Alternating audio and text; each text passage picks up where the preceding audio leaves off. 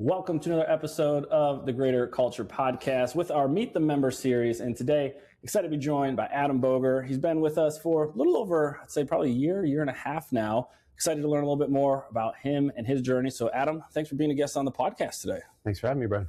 And so always love for folks to get to know some of the members here. So tell us just a little bit about yourself. Yeah, so one of the few native North Carolinians in the area. Actually grew up in the Triad area. Moved out to the Triangle. Job relocation, married, 15 years to my wife, Amber, have a 14-year-old daughter and a 10-year-old son. Keeps me pretty busy. Day to day, I lead an organization for 3 states, so quite a bit of travel, and I've had to really learn to adapt that into my workout schedule. So, yeah. Yeah, a lot of things going on between family and work and travel and finding a way to fit fitness into all of that, which I'm excited to dive into. So tell us a little bit about what was health and fitness or even sports like for you kind of growing up, and how did you get into being active with your health? Yeah, so where I grew up at, a small farming community. My granddad was a dairy farmer, so there was not a lot of entertainment outside of sports. So year-round, I was signed up for something. My mom had me in camps and youth sports, so football, baseball, wrestling, track. I pretty much did it all from the time I was 3rd grade through high school, really. Always training, always competing. So kind of became part of my daily rhythm. And then in undergrad, played football for a little while, and then just started my own fitness journey with friends. So that's kind of my background.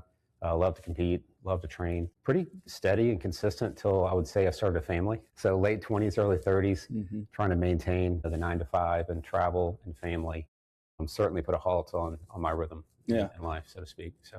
Yeah, and I know you went to App State, which is always a point of contention. As a Michigan fan, there was a few years there where things got a little tough. Yeah, exactly. Yeah. So what was fitness like when you finished sports? I think that usually is the way people get introduced to movement and working out was for their sport. They take that for as long as they can or want to, and then it's sort of like you're on your own and you're trying to navigate and figure it out. So when in those college years and even after, you mentioned kind of getting into it with your friends, what did fitness look like for you then? Yeah, so a lot of it was, just finding what worked. I'll always love the weight part, the lifting, the barbells. That was fun for me. Cardio was never exciting, but I did it just because it was necessary. So did some group fitness stuff, which I liked. When you have the right folks, the right culture, it makes it fun to show up, keeps you accountable. But when you're doing your own thing, it's easier to miss or skip a day or find something more important to do on that particular day. So was pretty consistent. And then as I started to take on, I'll say more travel with work, less sleep, higher stress. When you're on the road, trying to make good diet decisions, what doesn't always work out, eating late, not always picking the right food choices along the way. Just a slow fade into not feeling well. They say fit has a feeling, and I think it does. And you kind of wake up one day and you're like, man, what happened? I don't feel that energy.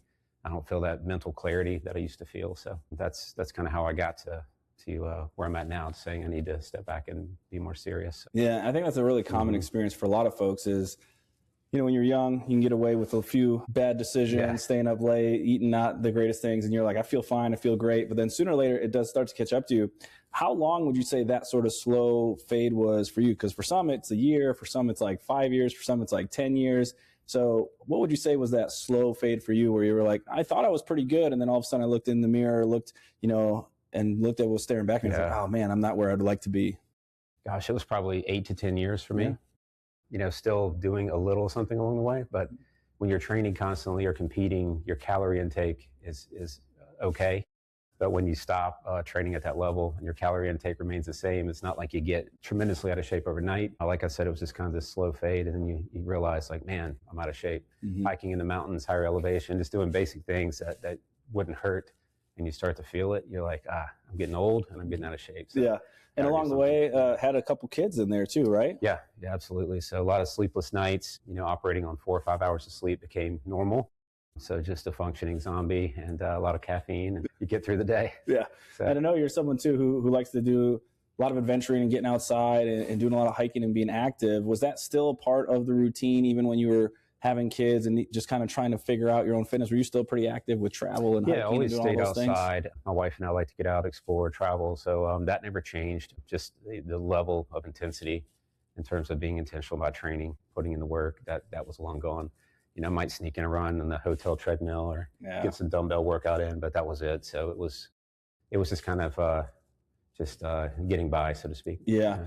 Was there anything that you tried to do or turn towards or work towards to either educate yourself or to try and make a difference or improve things? I think usually we look to social media, we look to friends, we look to other people like, hey, what are you doing? What's the trend? What can I do to try and get myself in this path towards fitness? Was there anything you were trying to do during that sort of like 8 to 10 year span, or was it not as... Just drawing on knowledge of what I'd done in the past in terms of I understood what was healthy, what was not. I'm trying to make better decisions along the way. I understood basic fitness regimens. I was trying to do those things. But as I started exploring, like, I need commitment, I need routine, I started chatting with several of the guys here in the gym that I knew worked out, and really picking their brain on where do you go, what do you do, what does normal look like for you during the week. And that's when I heard about Greater Culture. So that's how I found it. It's amazing how friends and sometimes family or other people can get you in. It's always helpful to have that community aspect. And so when it comes to CrossFit, did you have any kind of preconceived notions or understanding about what it was before talking to some folks here and kind of get a little understanding of what we do or how we operate here? Was familiar with the brand CrossFit, had seen, some of the Metcon workouts shared online, things like that. So I knew it was intense. I knew that it would take some dedication if I was going to stick with it, but general knowledge of exactly what it was, but not too much detail. Yeah, I feel like that's pretty much in line with most folks. Like, I feel like there's intensity there. People are always working really hard. They're sweating, doing a lot of things. So, and that can be sometimes a little bit intimidating. And so talk to us a little bit about what that initial journey was like, coming in, knowing a couple people here, which is always helpful, but those first couple classes starting to get integrated. Was it something that felt like you wanted to jump right into, or was it kind of like, let me see, I don't know if this is for me? What was that initial journey like here? Yeah, so first few classes, you feel like you're gonna die and then it's over. So you're like, all right, I survived, see you tomorrow. So I liked it. I like a challenge. I like to push myself. It was a mental push as much as it was physical. So that kept me coming back. I'll say the people here are super cool. That's been nice. It's fun to connect with people and all fitness levels. I really like the you versus you mentality. So you're tracking, you're documenting, but you're not necessarily competing against, super athlete next to you doing crazy workout schedules, all fitness levels, and everybody's encouraging. So I think the name is fitting, Greater Culture for sure. I really like that about the gym. And so just kept showing up, and here I am a year and a half later.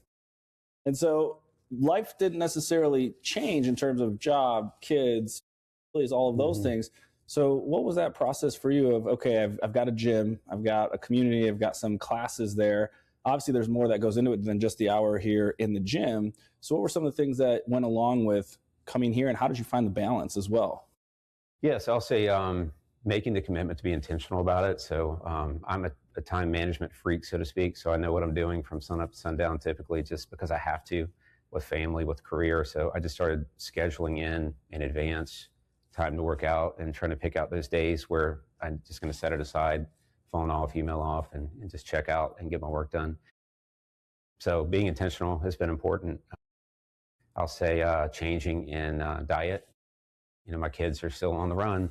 One playing baseball, one playing volleyball, a lot of after hours entertainment for customers. So trying to be intentional about planning ahead too when you're on the road and making good choices. So just preparation, I guess, will be the that ability to plan and try and figure out, okay, what am I going to eat? When am I going to work out? What that can look like. And it's not a perfect science either. I mean, you still travel. There's weeks where maybe you're out. There's weeks where you're in, and it's this balance over time.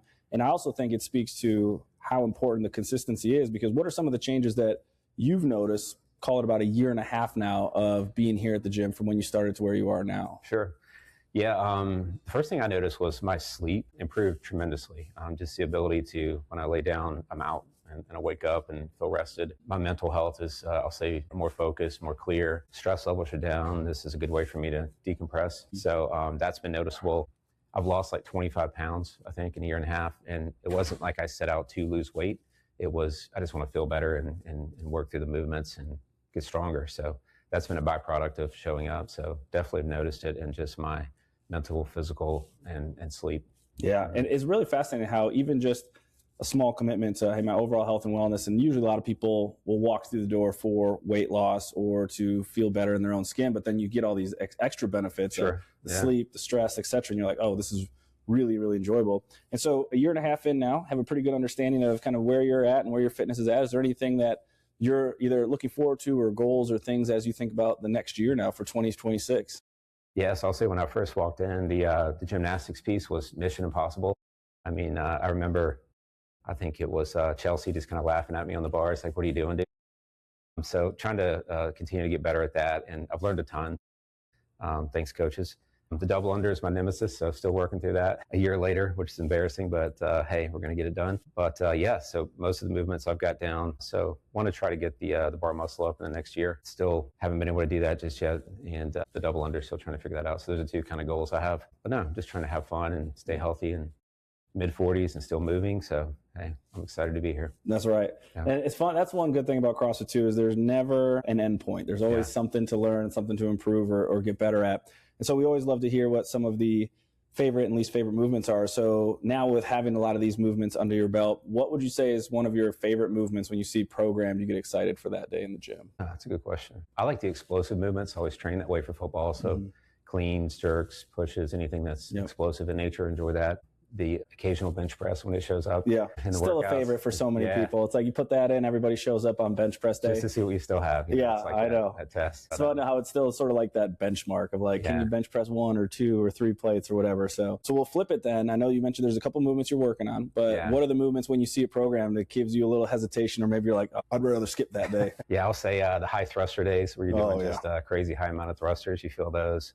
The handstand push-ups, still trying to work on those, and then bar muscle-ups. Those are kind of movements that are outside of my range of expertise. Those ones take a little bit longer sometimes to acquire compared to a barbell. You can move it at various weights right away and continue to get stronger, but some of those high-skilled gymnastics, they take a little time and progression there. So, well, for folks, and you mentioned coming into the gym here, brand new to CrossFit, kind of dipping your toe in the water. For folks who maybe are intimidated or like, I don't know if this is right for me or if this could be my fitness option, is there any words of encouragement you might share with somebody as they're thinking about improving their health and fitness and maybe coming into someplace like a greater culture? Yes, I would just say give it a shot. What do you have to lose? You know, I think if I would have known what I know now, I would have done this years ago, honestly.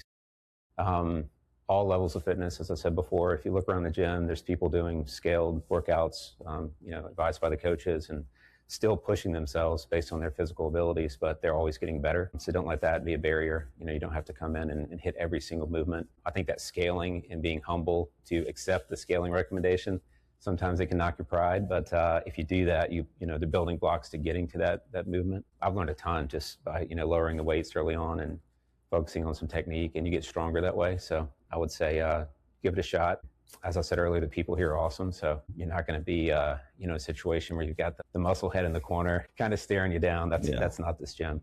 I think everybody's super supportive, encouraging, and, it's you versus you. So it's been a lot of fun. Yeah, absolutely. And I think just trying it out, seeing if it's for you. And while there is some of the stigma or connotations around intensity, there's certainly going to be some of that helps us improve and get better and challenge ourselves. But we're going to modify that to make sure it is the right level of intensity so you can progress, get stronger, feel better, and experience a lot of those benefits that you have. So, well, it's great getting to know you. Appreciate you being a member here and looking forward to seeing what we can help you to achieve over the next year here. But thanks for being a guest on the podcast today, Adam. Yeah, thanks for having me.